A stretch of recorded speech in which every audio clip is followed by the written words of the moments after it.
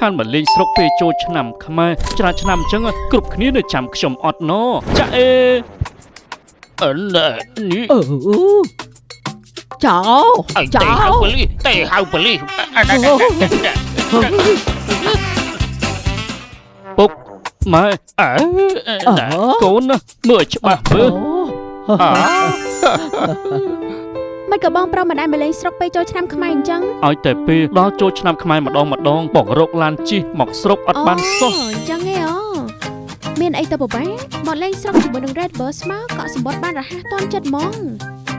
Red Bus ទទួលបានការទុកចិត្តពីអ្នកប្រើប្រាស់រាប់លាននាក់នៅទូទាំងពិភពលោកនិងមានក្រុមហ៊ុនដៃគូសហការដែលសុទ្ធសឹងតែក្រុមហ៊ុនលំដាប់